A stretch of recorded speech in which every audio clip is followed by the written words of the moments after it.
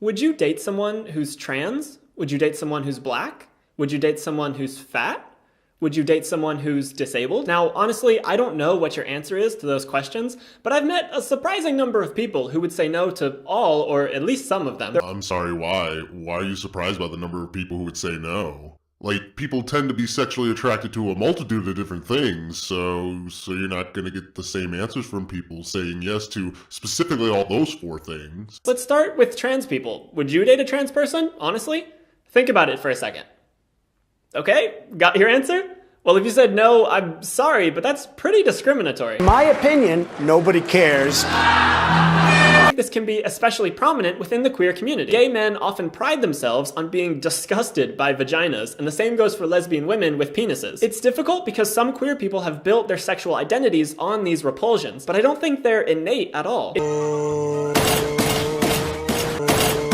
Now let's just talk about what it means to be male or female, because I would argue that sex needs to go through the same change that gender has already gone through. It's not a static fact, it's a social construct. I'm sure that some people are having this knee-jerk reaction that sex is based on biology and you can't change a person's biology, but that's exactly what we used to say about gender. You're an idiot!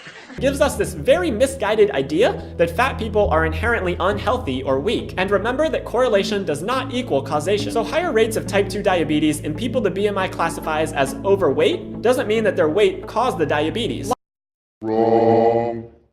In 2014, Laverne Cox said that misgendering trans people is an act of violence. Since then, she has repeated this statement multiple times, but some people still don't want to believe it. So I thought I'd explain why intentionally misgendering trans people is an act of violence. Oh, it's not. Whatever the hell gave you people that idea? I've said this before and I'm gonna say it again. Violence is when someone walks up to you and punches you in the fucking face. Violence is a harder thing to define. Several dictionaries say that it involves the use of physical force, including the Merriam-Webster and Oxford dictionaries. However, dictionaries are not intended as all-knowing, unchangeable rulebooks. They change and adapt over time as our usage changes. They are almost always descriptive rather than prescriptive nowadays. You need to shut the fuck up!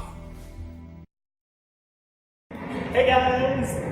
Alright, now we're gonna come back. Nope. Last try. Yes! Nailed it. Hey guys, I'm Riley, and I finally got a swivel chair. Oh, this is great. I love this filming setup. This is gonna be fun. But okay, so there's like something that's been bugging me, and it's basically the world map.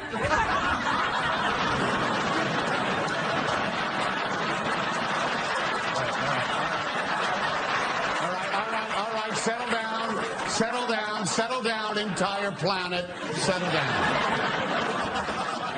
I think if we had accurate maps, people would actually see that and they would care more. So I do think some level of our like social prejudices about different parts of the world can come from this map.